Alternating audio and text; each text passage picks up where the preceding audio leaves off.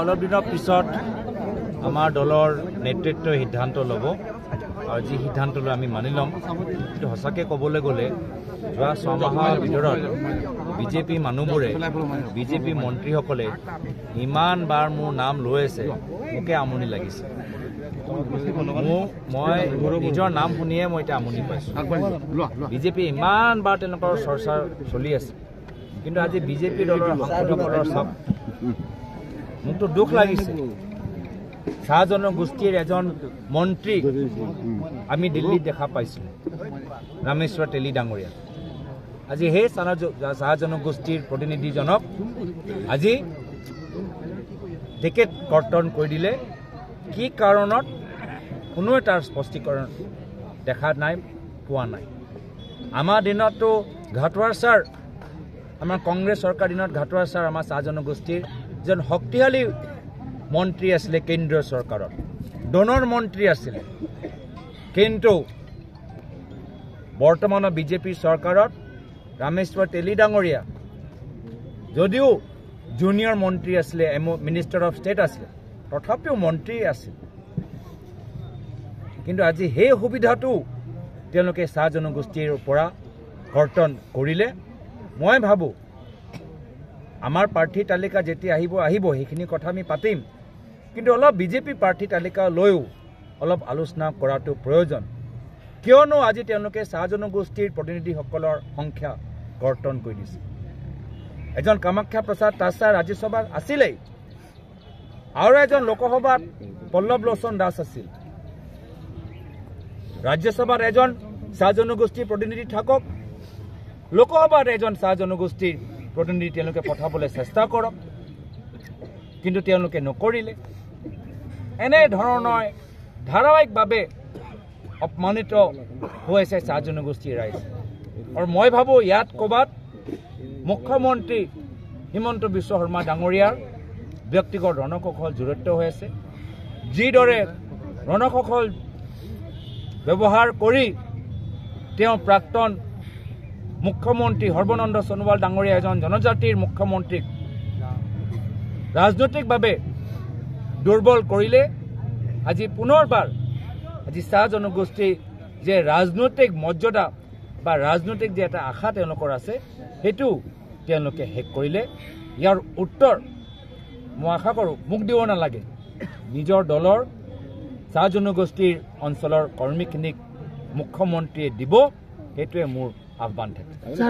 ভাষণ প্ৰসংগত কৈছিলে যে লংকাৰ ৰাৱণৰ লগত তুলনা কৰিছিলে বিজেপি চৰকাৰখনক। আচলতে ৰাৱণ কোন? ৰাৱণ চৰকাৰ হ'ল বিজেপিৰ চৰকাৰ। যি চৰকাৰ বা যি ব্যক্তিয়ে ভাবে যে ধন বল বাহুবল হ'লে ক্ষমতা তেওঁলোকৰ লগত আছে, সদায় ক্ষমতা ব্যৱহাৰ কৰিব, police, income tax, ED, CBI লগত লৈ তেওঁলোকে যথেষ্ট শক্তিশালী ভাবিছে, কিবা পূজা পাঠ কৰিলে তেওঁলোকে সদায় বাচি থাকিব। ৰাৱণো একে আছিলে। ৰাৱণো খুব পূজা কৰিছিলে, খুব হৱন কৰিছিলে।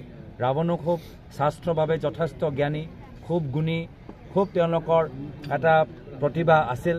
তথাপি শেষত কি হ'ল? শেষত অহংকাৰী হোৱাৰ কাৰণে তেওঁ পৰাজিত হ'ল আৰু তেওঁ সৰ্বনাশ হ'ল। একে অৱস্থা বিজেপিৰ হ'ব। স্যাৰ, দলে যদি আপোনাক প্ৰাৰ্থীটো দিয়ে নগল লোক হ'ব, আপোনাৰ খেল কাৰ লগত হ'ব?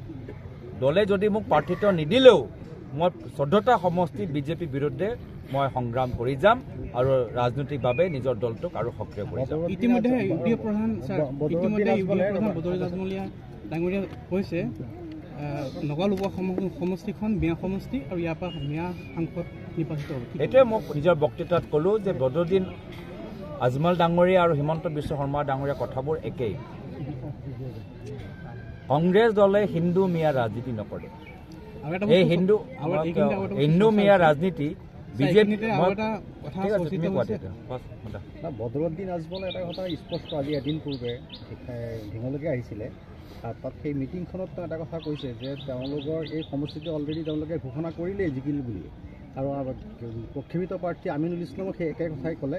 আৰু এটা কথা ক'লে যে এইবাৰ যদি আমিনুল ইছলাম এবাৰ সংসদলৈ যায় তেতিয়াহ'লে তেওঁ বক্তব্য ৰাখিব মিয়া ভাষাত। চাওক, AIUDF দলৰ কাৰণে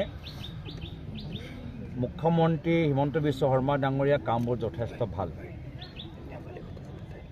যিজন মুখ্যমন্ত্ৰী আজি বুলডোজাৰ ৰাজনীতি কৰি আছে উচ্ছেদৰ ৰাজনীতি কৰি আছে সেই মুখ্যমন্ত্ৰীজনৰ কামবোৰ AIDF দলে যথেষ্ট ভাল পায় আৰু আজমল সাহেবৰ নিজৰ ভাইকে কৈছে যে ভাৰতৰ ভিতৰত সৰ্বশ্ৰেষ্ঠ মুখ্যমন্ত্ৰী হৈছে বৰ্তমান অসম চৰকাৰৰ মুখ্যমন্ত্ৰী যেতিয়া এনেধৰণৰ কাম আৰু কথা ৰাইজে চাই তেওঁ কোনটো অংকৰ দি নিজৰ বিজয়টো দেখা পাইছে মই বুজি পোৱা নাই শেষত ৰাইজে নিৰ্ধাৰিত কৰিব আৰু ৰাইজে যিকোনো ৰাজনৈতিক দল যি নিজৰ আদৰ্শ পাহৰি যায় আৰু নিজৰ ৰাইজক লগত বিশ্বাসঘাতক কৰে সেই দলটোক কেতিয়াও আগবাঢ়ি যাবলৈ নিদিয়ে মোৰ অসমৰ ৰাইজৰ ওপৰত বিশ্বাস আছে যে মৌলানা আজমল সাহেব আৰু AIDF দল যিমানে কথা কিয় নকওক শেষত গৈ অসমৰ ৰাইজে সঠিক সিদ্ধান্ত ল'ব আৰু AIDF দলৰ দুইমুখী ৰাজনীতিৰ বিৰুদ্ধে মাত মাতিব AIDF য'তেই সভা সমিতি অনুষ্ঠিত কৰিছে তাতেই কিন্তু প্ৰাক্তন